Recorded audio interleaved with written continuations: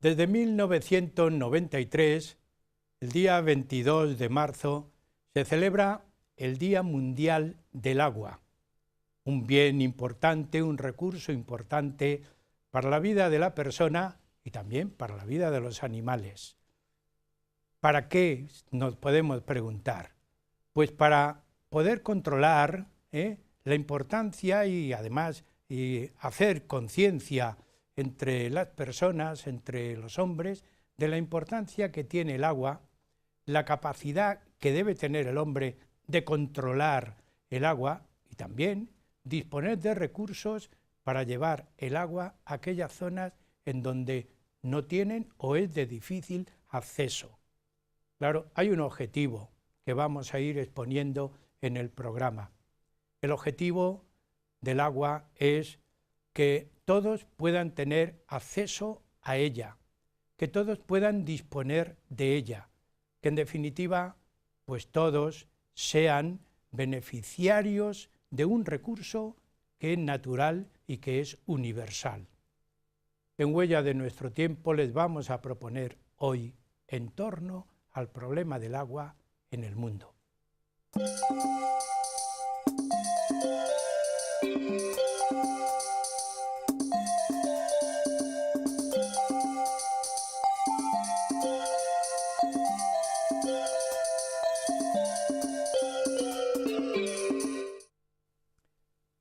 Como les decíamos anteriormente, el programa Huella de nuestro tiempo hoy va a debatir sobre un bien muy preciado en el mundo, que es el agua.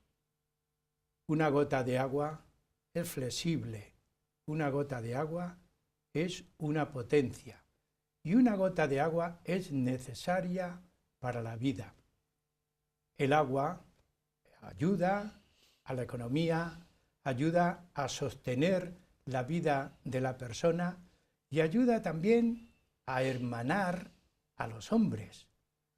Nosotros nos podemos preguntar, ¿por qué desperdiciar el agua? Animamos a nuestros telespectadores y a toda la humanidad a que fomenten la colaboración, a que no desperdicien el agua y que sigan las indicaciones del Papa Francisco cuando dice que urge, con este término tan llamativo, a que se universalice el agua. Para tratar y debatir el tema, para exponer el tema, siempre contamos con un miembro de la Cofradía Internacional de Investigadores de Toledo, que hoy es don Francisco González de Posada.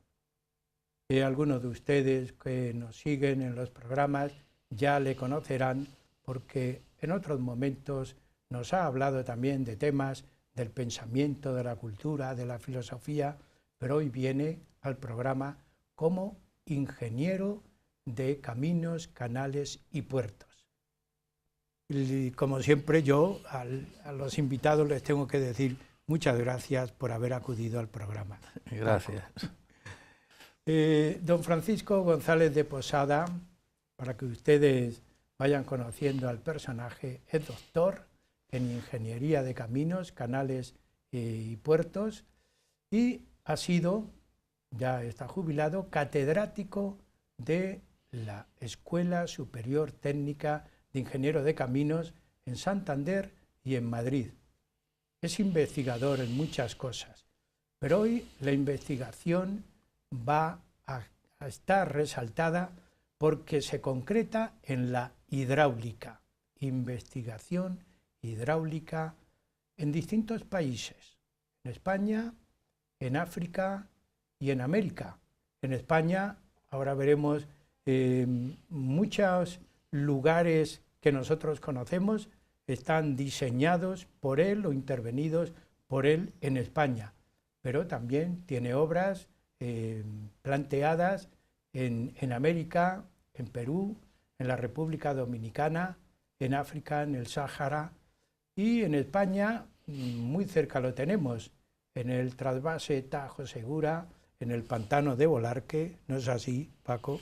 Cierto. Ahí intervino tu proyecto y participaste con tu proyecto.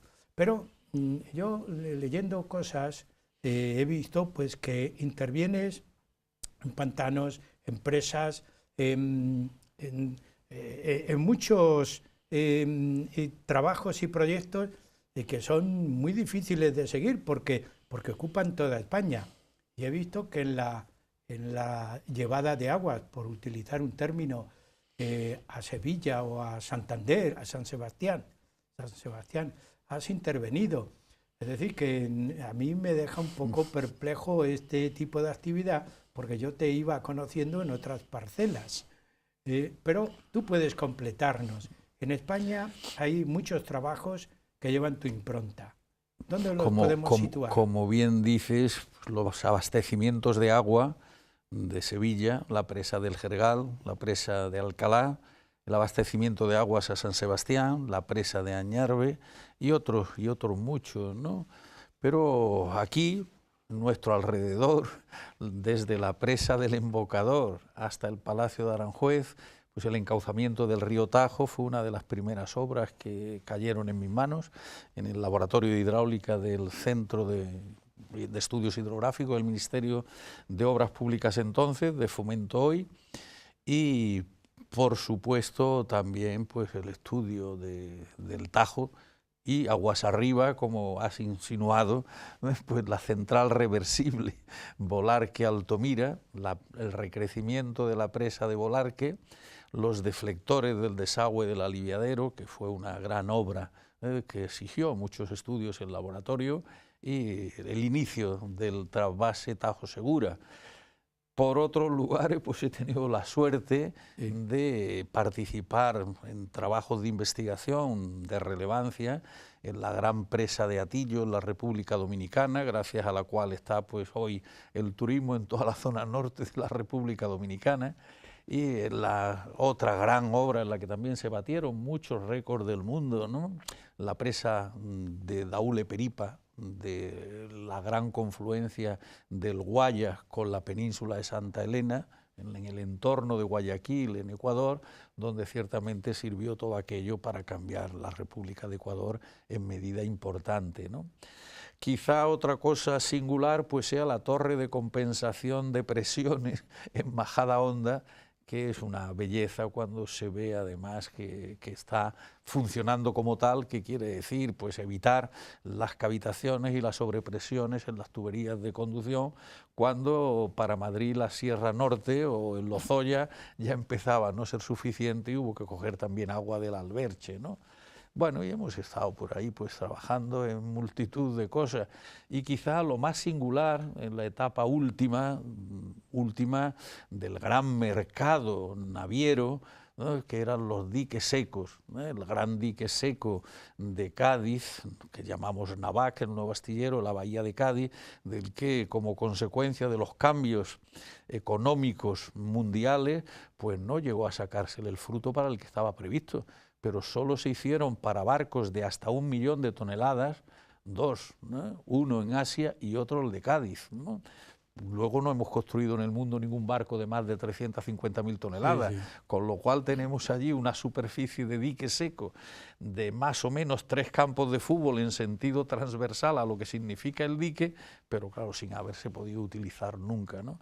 Fue la gran última obra concebida en el régimen anterior, pero ya realizada avanzado el régimen democrático actual, ¿no? Bien, después de toda esta exposición, vemos que el agua es un gran bien, un bien que no tiene precio, un bien que no tiene, posiblemente no pensamos, porque cuando abrimos el grifo no nos damos cuenta de que desperdiciamos, yo solamente diría las 3/4 partes de lo que sale en el grifo, posiblemente sea más, pero es un gran bien. Tradicionalmente, desde el punto de vista económico, social y biológico, se venían considerando que el aire y el agua eran prácticamente 2 bienes naturales, gratuitos, renovables, siempre suficientes. En nuestro mundo occidental, y más en la parte norte de nuestro hemisferio, donde se genera la cultura en el sentido general y también el desarrollo económico y empresarial, pues ciertamente no hay problemas de agua, ¿no? En el sur de Europa sí hay ya bastante más que problemas de agua, como puede ser nuestra península ibérica, o la itálica, o la griega, ¿no? Pero en todo el resto del mundo, salvo el norte de nuestro hemisferio y las zonas inferiores del hemisferio sur, pues ciertamente hay grandes problemas de escasez, y no solo de escasez, sino también de calidad. Y la falta de calidad del agua pues es posiblemente más difícil de atajar, por lo que lleva de difusión de epidemias, etcétera, ¿no? Dificultades. Por eso no solo tenemos el gran problema de la escasez mundial de agua, sino el problema de la localización del agua y el problema de la calidad de las aguas con las que la humanidad se está enfrentando. Y posiblemente, como podemos ver en los distintos organismos de salud o de la UNESCO de Cultura y de Agua Mundial, pues hoy sea el gran problema que tiene la humanidad, ¿no? Y por eso pues está hasta afirmando, ¿no?, además con énfasis, que las próximas guerras hipotéticas, claro, esperemos que no las haya, pues van a ser consecuencias de la deficiente distribución del agua sobre el planeta Tierra, a los efectos de la respectividad, lugar donde hay agua y lugar donde están las poblaciones humanas mayoritarias. Claro. Es decir, podemos considerarlo, y según tu criterio, que es la gran hulla blanca. Bueno, ¿Por qué se llamó hulla blanca? Esto no ha sido mío, ¿eh? Esto es el comienzo de la literatura del agua francesa, Louis Blanche, la gran revista hidráulica que desde principios del siglo pasado, durante el siglo XX, pues se difundía por todos los centros de investigación hidráulica, ¿no? Estábamos a finales del siglo XIX y principios del siglo XX, pues necesitando más y más energía. Y la respuesta que daba la humanidad pues eran las centrales térmicas de carbón. Y las centrales térmicas de carbón ya entonces se sabía que ensuciaban la atmósfera, ensuciaban las ciudades, los lugares donde estaban, ¿no?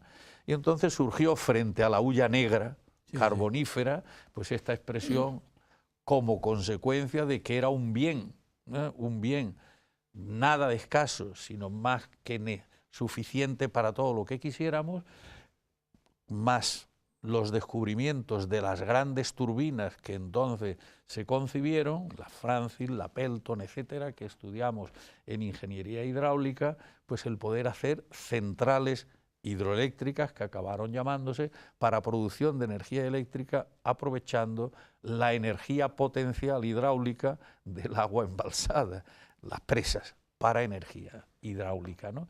Y en consecuencia, pues durante el primer tercio del siglo XX, pues en estos grandes países desarrollados, pues la energía hidráulica resolvía suficientemente bien el problema. Y hulla blanca, además sin problemas de contaminación, o por lo menos sin que tuviera la repercusión aquella, ¿no? Y esto es lo que nos ha ido, pues digamos, manteniendo en este territorio hasta que, claro, la necesidad de tanto desarrollo, pues alumbró la energía nuclear y las grandes energías centrales de fuel, etcétera. Pero hay una pregunta que es muy obvia y parece que todo el mundo sabemos el agua, pues el agua es el agua, diríamos, desde el punto de vista callejero. Pero realmente, desde el punto de vista menos de la calle, nos podemos hacer la pregunta, ¿qué es el agua? Sí. Y yo comentando contigo, me dabas una idea y que quiero que se la expongas a nuestros espectadores, y que de verdad yo no había pensado, primero porque no podemos estudiar todo lo que hay estudiable y conocer todo lo que se puede conocer, pero que me convenció, y si no te importa comentarlo nuevamente, yo te hago la pregunta, ¿qué es el agua? Desde el punto de vista de la física y de la química, que es la raíz de la naturaleza de lo que existe, ya identificando existir con existencia física, que es lo normal en el ámbito de la ciencia como de la filosofía, pues lo que tenemos es que recurrir a la naturaleza de la molécula de este compuesto, que es el agua. El agua es la fórmula H2O, que conoce todo el mundo, de ciencias o de letras, que quiere decir que está constituida H2, 2 átomos de hidrógeno y un átomo de oxígeno, ¿no? En la pantalla pues tenemos la representación, algunas de estas representaciones posibles, y entonces puede observarse cómo es una molécula bidipolar, lo cual ya es harto complicado.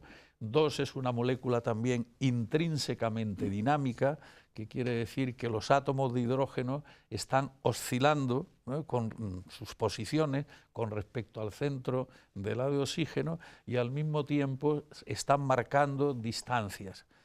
Esto ya le da una naturaleza verdaderamente singular.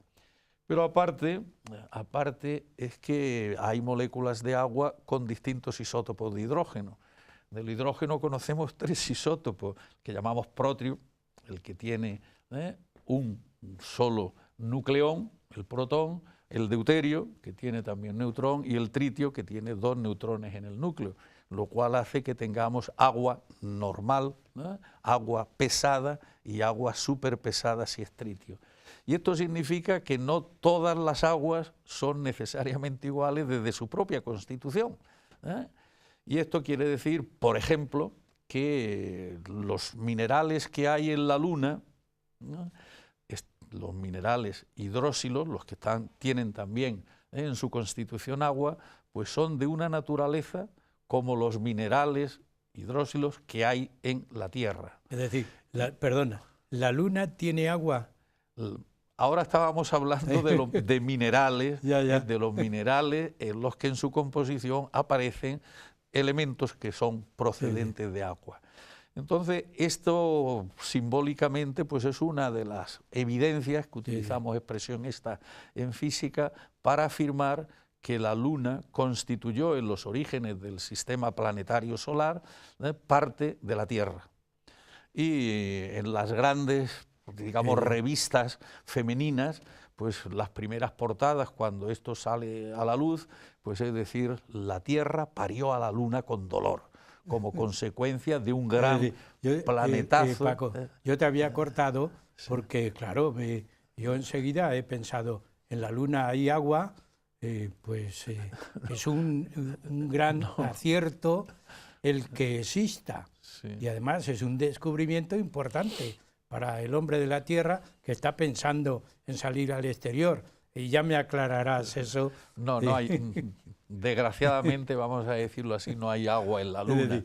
Los minerales sí que tienen esa composición. Los minerales hidróxilos tienen esa composición. Y sin embargo, el agua de nuestros océanos, que ahí es donde hay agua, el Pacífico, el Atlántico, el Índico, etcétera, ese agua tiene distintas proporciones de esos isótopos.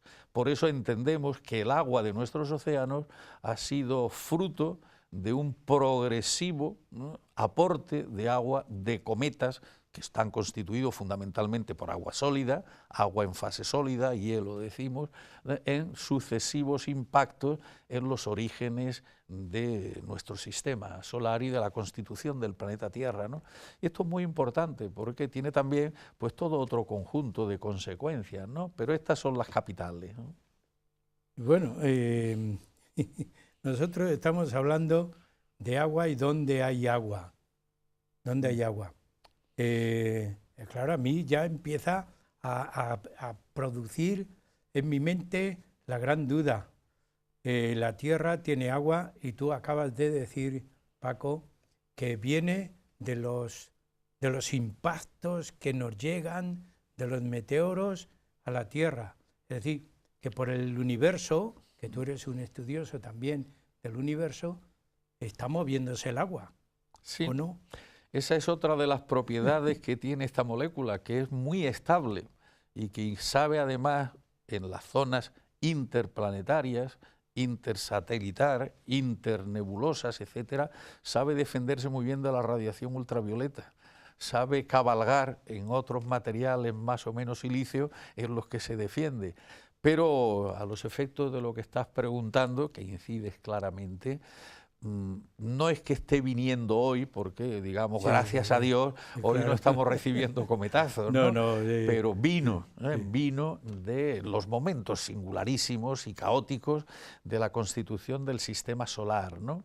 Pero sabemos que no solo, ya sabemos que esta es una de las esperanzas, que hay agua en Europa, hay agua en Encélado, en distintos satélites de los grandes planetas como Júpiter, Saturno, que son las esperanzas para el futuro.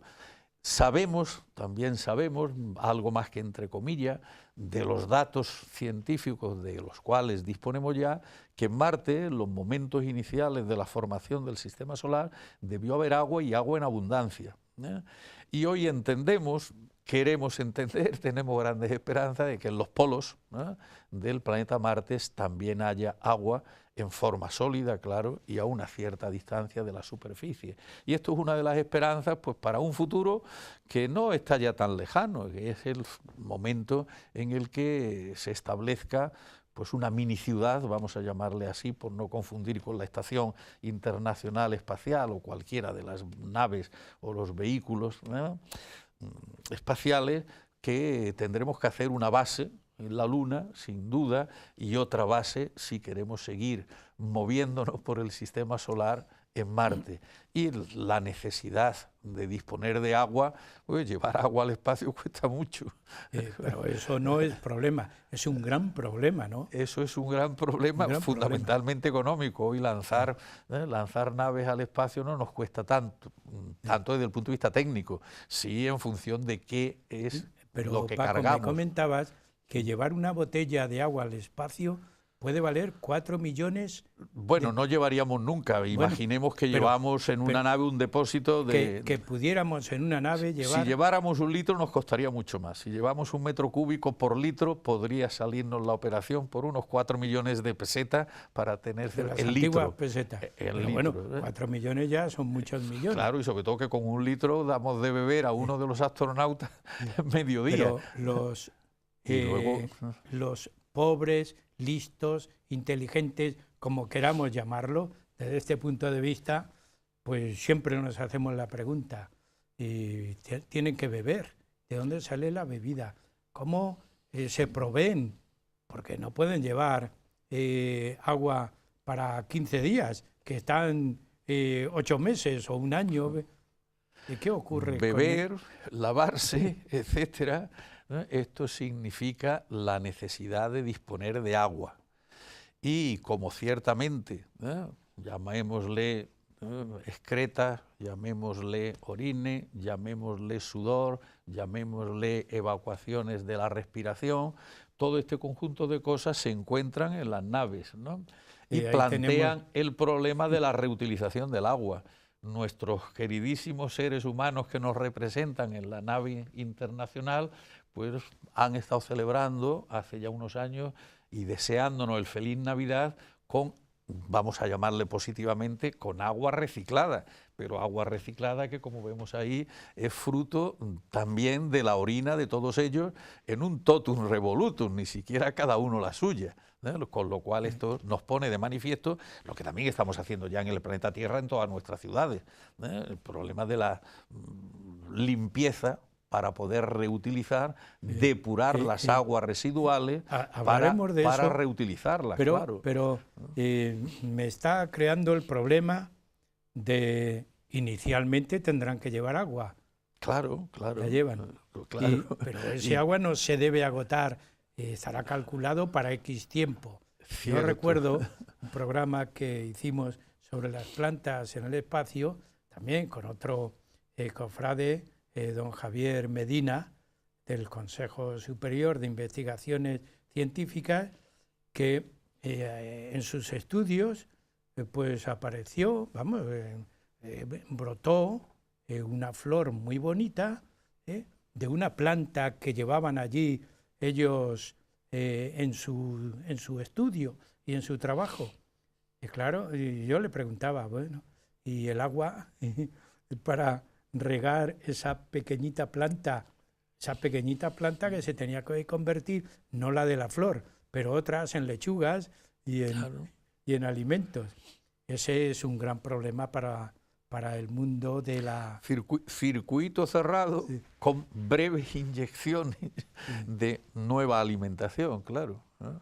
Pero teniendo en cuenta el coste que eso significa, ¿no? Por eso la necesidad y la búsqueda de lugares en digamos, lugares próximos al planeta Tierra, como pueden ser Marte o estos satélites a los que me he referido, porque sabemos que sin disponer de agua, pues es el elemento fundamental de la vida, ¿no? No solo para poder vivir, sino que nosotros estamos constituidos en prácticamente un 80% de agua, ¿no? Ese es otro dato fundamental de la importancia de la vida, ¿no? Bien, Y del llegamos a la agua. mitad del programa, hemos planteado el tema porque hay muchas preguntas que en mi mente le están dando vueltas. Y además siempre he incitado porque los invitados, tengo la suerte que me provocan a mi mente para que yo esté indagando y buscando, no solamente en este momento del estudio, sino que posteriormente empieza la mente, que no se agota, no se para, a buscar, oye, pues esto, ¿y qué solución podía haber? A buscar estudios. Pero bien, hacemos un pequeño descanso y seguimos hablando del agua, ese bien tan natural e importante para el hombre. Amigos, y a ustedes también, les deseamos un pequeño descanso y seguimos con ustedes.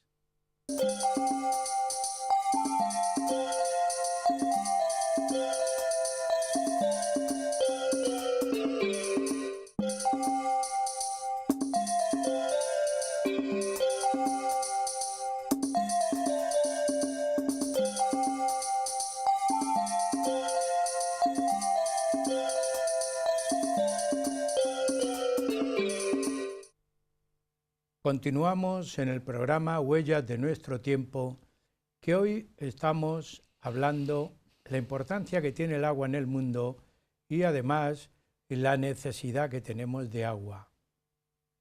Está con nosotros de invitado don Francisco González de Posada, que para los que no han estado en la primera parte, es doctor en Ingeniería de Caminos, Canales y Puertos y un investigador en proyectos hidráulicos a nivel mundial, tanto en España como fuera de España, en América y en África.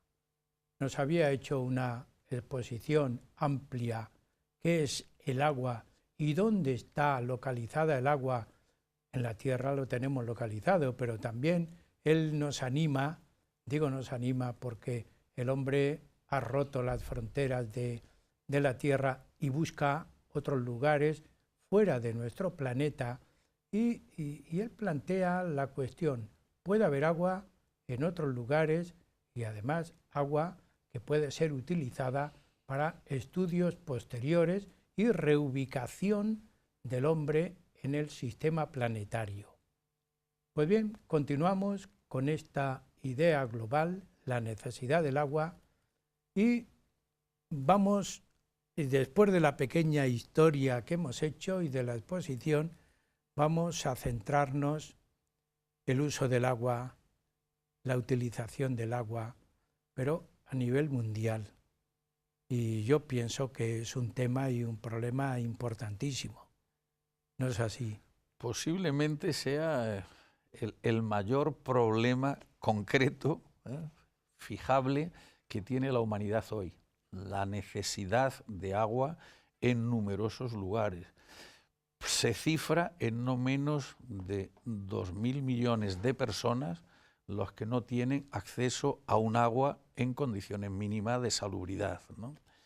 Y esto significa pues, que la humanidad no está bien orientada, no tiene los esquemas básicos para una adecuada vida de una parte muy importante de la humanidad, ¿no?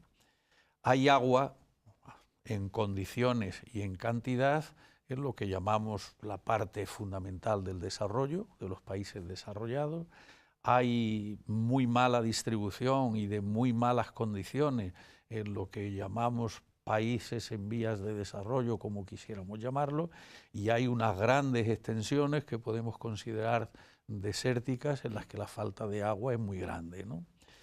Las poblaciones se están también desplazando, y algunas, y de manera importante. En Europa estamos recibiendo mucha población foránea, vamos a decirlo así, ¿no? Y por otra parte está pues la huida de los campos hacia las costas. En las costas tampoco es que haya más agua, pero en fin, el agua de mar pues está significando la posibilidad, mediante estaciones o centrales desaladoras o desalinizadoras, utilizar agua de mar gastando una gran cantidad de energía, con lo que esto significa de ir en contra del otro gran problema que tiene la humanidad, que es el calentamiento global. Sí, podemos desalar el agua, pero ¿a costa de qué? ¿Y qué impacto es el que tenemos, ¿no?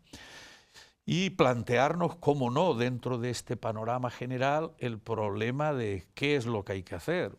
Si trasvasar agua de donde hay agua a donde hay población y mejores tierras para sacarle mejor uso agrícola, o lo que hay es que dejar que sean las poblaciones las que tomen el camino de las migraciones hacia donde haya agua. Claro, se muevan. Ya, pero bueno, ya hablaremos de España, pero hoy estamos habituados, acostumbrados a ver grandes canales que cruzan extensiones amplias de tierra, y tú has hecho proyectos y conoces muy bien el tema, y eso con la ingeniería actual es más fácil que la emigración o que la migración.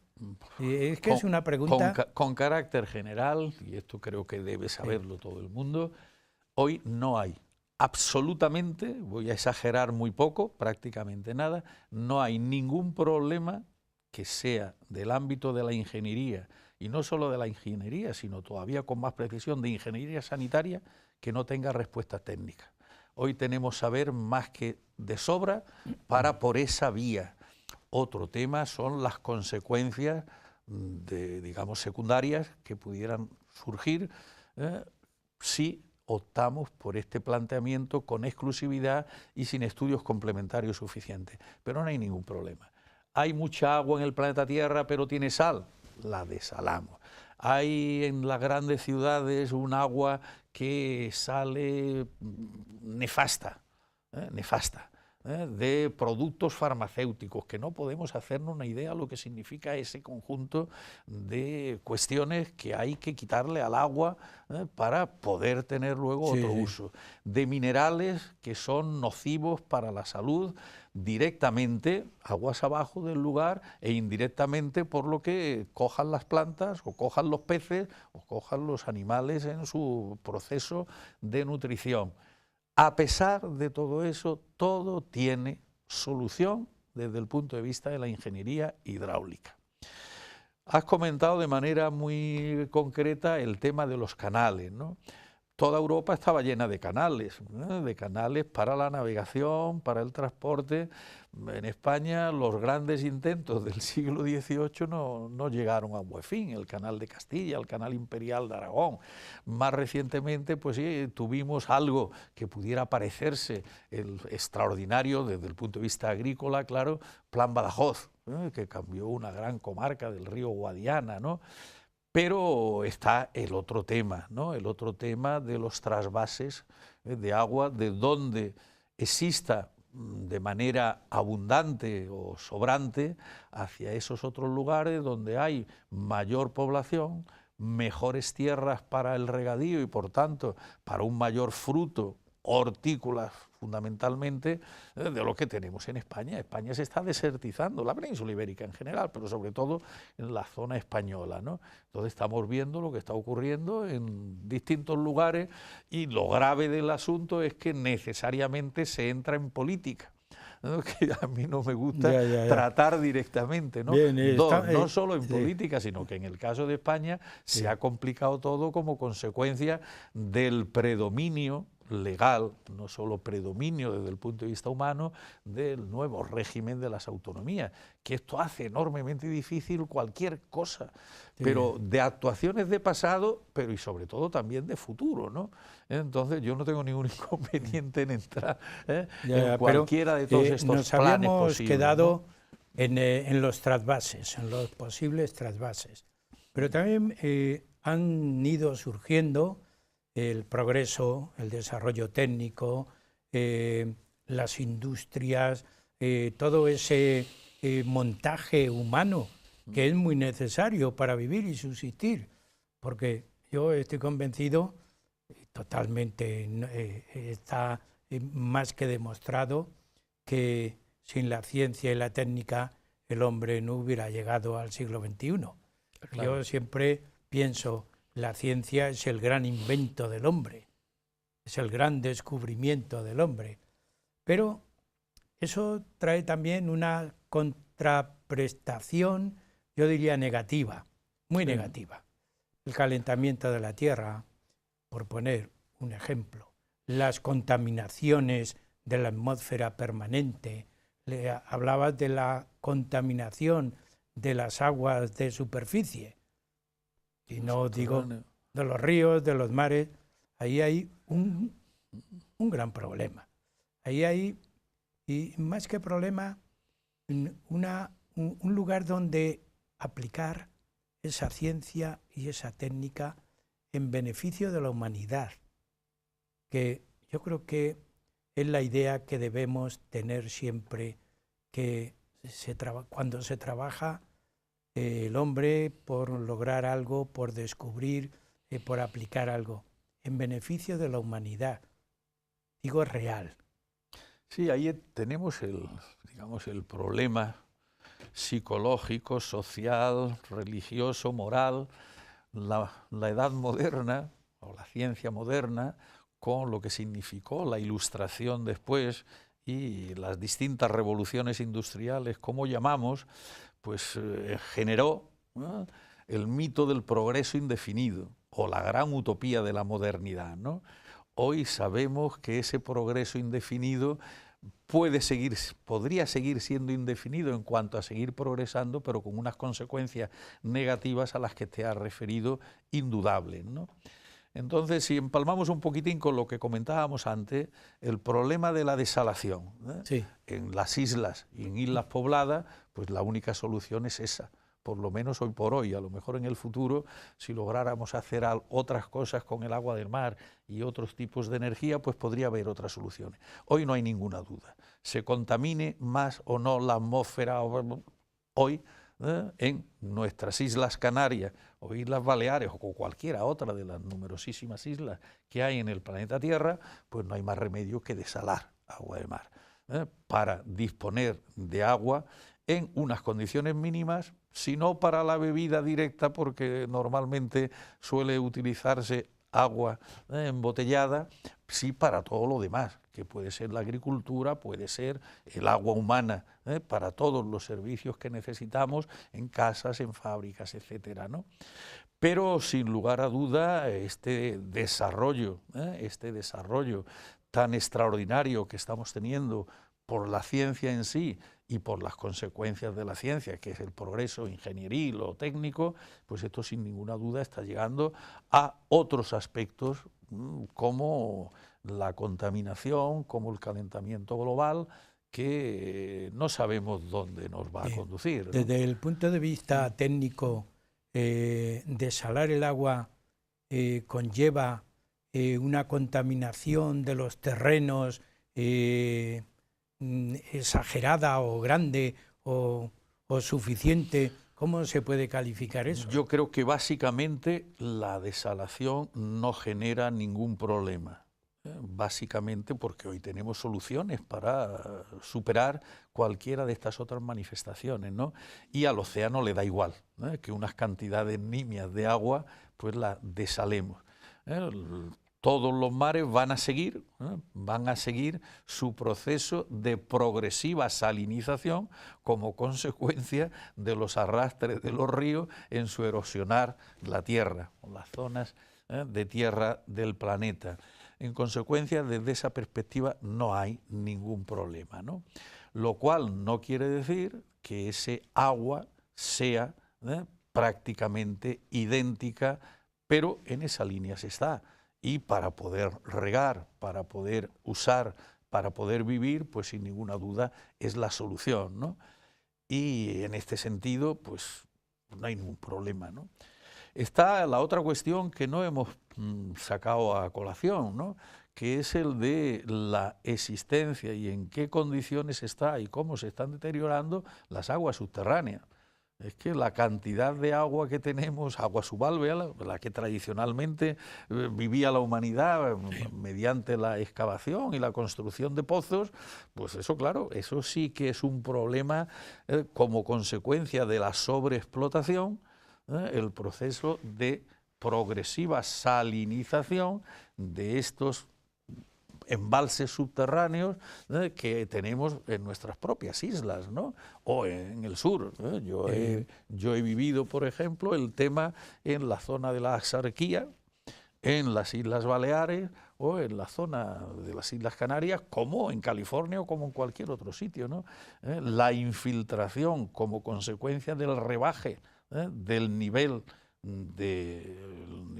piezométrico de las aguas terráqueas, la presión del agua marina es superior y se va infiltrando por tierra y salinizando nuestros pozos, de tal manera que hoy son inutilizables en numerosos lugares costeros, ¿no? Habría que reutilizar ese agua. Habría que agua desalinizada rellenar, en esos casos, rellenar por nuestras bocas, nuestros propios pozos, para elevar el nivel del agua subterránea y expulsar el agua ya salinizada. Tampoco eso desde una perspectiva técnica, pero sí el coste económico y lo que significa como consecuencia del consumo de energía, en lugar donde no hay energía hidráulica que utilizar, sino que es energía térmica, normalmente ya hoy, de fuel, lo cual significa también de contaminación a la atmósfera, claro. Ese es el tema, ¿no? Que el gran desarrollo pues, nos ha cogido sin tener todavía mecanismos, digamos, de autodefensa humana para que los aspectos negativos del propio desarrollo no condicionen y nos pongan en mala situación con respecto a los positivos. Cuando compramos una botella de agua, embotellada, lo podemos tener un día, 2 días, una semana, un mes, pero hay quien piensa, ¿de dónde procederá este agua? ¿Cómo estará tratada este agua? ¿Qué duración tiene este agua? ¿Qué problemática hay sobre el agua envasada? Bueno, el agua envasada, si cogemos los elementos, hay un agua, hay un envase, hay una respectividad de envase y agua, y hay además el proceso temporal de todo fenómeno físico o de todo proceso, ¿no?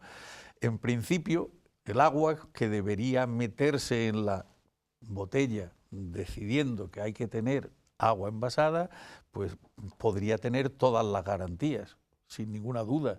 Pero recordemos que en la primera mitad del siglo pasado, las aguas que entonces llamábamos medicinales, ahora son usuales, pues hasta presumían de tener radiactividad. Hoy no se le ocurre a ningún agua decir, y tiene tantos elementos radiactivos, ¿no? Bueno, ese es, digamos, un elemento. ¿Cuál es la composición del agua? ¿Cuál es el origen de ese agua? ¿Qué características tiene? 2, la botella de agua. Bueno, una cosa es una botella de cristal y otra cosa son estas de plástico. Las botellas de plástico, pues no todas son absolutamente inertes en la conjunción de agua con envase. Y por otra parte, claro, está el proceso de envejecimiento del propio envase en su relación con el agua y de las conexiones del agua con el embalse, con el envase, ¿no? Claro, esto significa que hay que tener también cuidado y que el agua en numerosas ciudades, ya con los distintos centros de abastecimiento que tenemos y de purificación y adecuación de las aguas, pues no deberíamos tener estos problemas, por lo menos en nuestro mundo desarrollado, ¿no?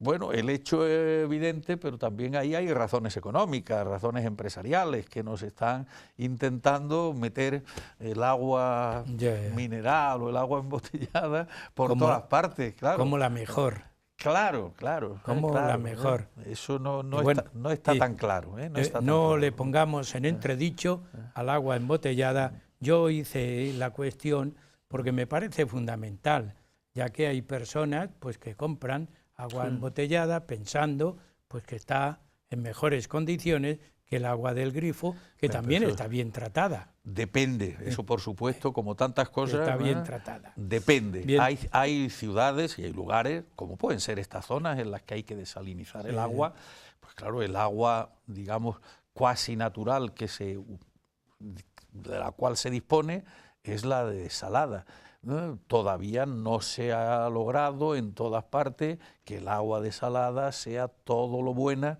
que quisiéramos que fuera. Pero ya de una manera u otra también hay aguas embotelladas procedentes de esta desalación y hay marcas por todas partes, ¿no? hay una cuestión, aunque estamos ya muy al final del programa, reutilizar el agua. Volver, hombre, a no desecharla definitivamente, sino que buscar los mecanismos, como decíamos con los astronautas, pero en la Tierra también podemos reutilizar. Un río pues recibe los desagües de una ciudad, o de muchas ciudades o de muchos lugares, pero no solamente de las ciudades, también pues de las explotaciones ganaderas. ¿Cómo reutilizar? Es necesario, hay que buscar, está existiendo esa reutilización que nos está reclamando hasta el propio Papa, ¿eh? La reutilización del agua. La reutilización del agua se ha hecho siempre. Si cogemos nuestro río Tajo, aquí vienen, por ejemplo, todos los desechos de Madrid, como gran megalópolis, ¿no? Y 6 millones de ciudadanos, algunos más, ¿no? Con todo lo que eso significa. A lo largo del río Tajo, pues en la etapa en la que yo estuve haciendo el encauzamiento del Tajo desde la presa del Embocador hasta el Palacio, pues claro, lo que nos llegaba aquí por el río Jarama, todavía hoy algunos días lo podemos observar, me estoy refiriendo por ejemplo a los olores, ¿no? Pero todo esto ya hoy tiene también solución desde el punto de vista técnico si se hacen las centrales depuradoras, las centrales que permitan devolver el agua a los cauces de los ríos en condiciones aptas. Pero esto ha pasado a lo largo de toda la historia de la humanidad. Claro, lo que pasa por el Tajo acaba en Lisboa, y va atravesando la Mancha y atraviesa también el norte de Extremadura y toda una zona importante de Portugal. Y tenemos la obligación de devolver el agua en condiciones lo más próximas posible a lo que la naturaleza nos ha ofrecido. Bueno, esto se está haciendo en gran medida en España. España ha sido siempre, en el siglo XX sobre todo, pues se ha hecho una gran tarea de ingeniería hidráulica que es lo que ha permitido cuando en unos momentos tristes para las empresas españolas, porque se decidió o se creyó decidir o se pensó que se había dedicado una atención especial a todo lo hidráulico en el régimen anterior, que el nuevo régimen tenía que tomar otra senda, y así no fue. Primero con las actitudes ante el carbón, que todavía no hemos superado, ¿no? Ante lo nuclear, etcétera, ¿no? En España hemos tenido siempre una sabiduría, una ingeniería, unas empresas y unas decisiones, que no en balde éramos el tercer país del mundo y en grandes presas, por ejemplo, ¿no? Después de los Estados Unidos y Rusia. ¿Cómo podíamos devolver energía hidroeléctrica a nuestras conexiones con Francia? Tenemos una situación muy buena, todavía la podíamos tener mejor, pero estamos en una situación francamente buena también en esta cuestión de depurar, vamos a utilizar solo esa palabra, para poder reutilizar en condiciones aguas abajo sucesivamente los distintos ríos. ¿Esto es en todas partes? Bueno, pues en unos lugares es muy bien, en otros es aceptablemente bien, en otros son mejorables, pero en líneas generales yo creo que lo estamos haciendo bien, ¿no? Hay por lo menos una cuestión y a mí como persona me implica en el uso y en el buen uso del agua. Y digo que me implica porque se puede argumentar, yo tengo derecho a vivir, tengo derecho a tener agua, tengo derecho, pero también tengo la obligación de hacer buen uso de ese derecho. Estamos en una situación histórica, yo pienso, de derechos. El agua es un derecho fundamental. Pero, si te parece, ese derecho le vamos, por lo menos, a poner con minúscula, porque el gran derecho nos tiene que venir de ese impulso que nos está obligadamente planteando el Papa Francisco y que ya lo presentó nada más y nada menos que en una encíclica que tenemos. ¿Te parece que por lo menos enviemos a nuestros telespectadores, aunque no sea nada más que un parrafito de la encíclica Laudato Si, en donde el Papa urge, yo dije al principio, nos está no solamente animando, sino nos está provocando la urgencia a hacer buen uso de los bienes naturales, porque tenemos una misión, no solamente recibir agua buena, sino también devolver la agua buena. No solamente hemos recibido una naturaleza buena, sino también la tenemos que devolver buena. ¿Te parece? Me parece. Hay un parrafito sí, que se puede citar, le puedes leer en la página 100. En el contexto de la gran encíclica que, desde mi punto de vista, permite la construcción de novedosos capítulos acerca de la teología de la creación y de la teología, que es lo que pretende Francisco en ella, ¿no? Y dentro de esta maravilla de encíclica, pues podríamos leer numerosos de sus puntos, ¿no? Pero en fin, en el 185, cuando ya se trata de caracterizar el verdadero desarrollo integral con esas preguntas ¿para qué?, ¿por qué?, ¿dónde?, ¿cuándo?, ¿de qué manera?, etcétera, pues nos dice Francisco, en este examen hay cuestiones que deben tener prioridad, nada menos que prioridad, ¿no? Por ejemplo, dice él, sabemos que el agua es un recurso escaso e indispensable. Está hablando de la vida, ¿no? Y es un derecho fundamental, ¿no? Estas son las cuestiones capitales, ¿no?, que están movilizando al mundo de la UNESCO, al mundo de las grandes actuaciones internacionales con respecto a todo lo que es el planeta Tierra. Es un recurso escaso e indispensable y es un derecho fundamental que condiciona el ejercicio de otros derechos humanos. Esta es la clave. El derecho a la vida implica como elemento central, nos lo dice también, el derecho a disponer de agua en buenas condiciones como elemento prioritario, ¿no? La encíclica Laudato Si, pues es una auténtica joya de dedicación desde la Santa Sede, precisamente a los problemas fundamentales que tiene la humanidad hoy, ¿no? En un minuto, Paco, como científico, ¿y el futuro qué? Y con ello terminamos el programa. Bueno, en estos tiempos estoy dedicado fundamentalmente, pero esto es una anécdota, al estudio de los profetas como consecuencia de unos cursos que acerca del Antiguo Testamento tengo que dar. Pero la verdad es que yo no me atrevo a profetizar nada, ni en la condición de mensajero de Dios hacia los seres humanos, ni de predicción de futuro, ¿no? Pero bueno, yo creo que todo cristiano en principio debe tener una actitud optimista, a condición de que sea moderadamente optimista y de que entendamos que las cosas solas no salen, sino que efectivamente, como nos pide también Francisco, tengamos una clara actitud de compromiso para esos por qué, para qué, cómo, en qué medida, a los que nos estábamos refiriendo, ¿no?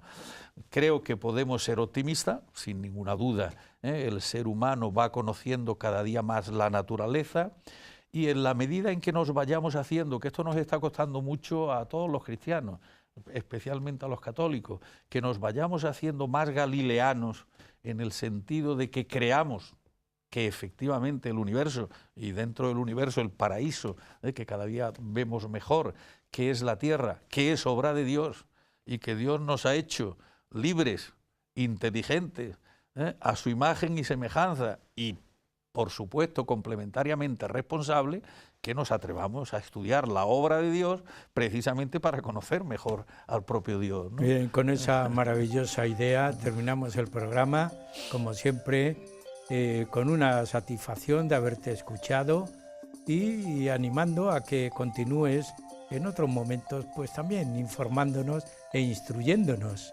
Y a ustedes, amigos, como siempre, yo les agradezco que mantengan su atención en el programa Huellas de nuestro tiempo.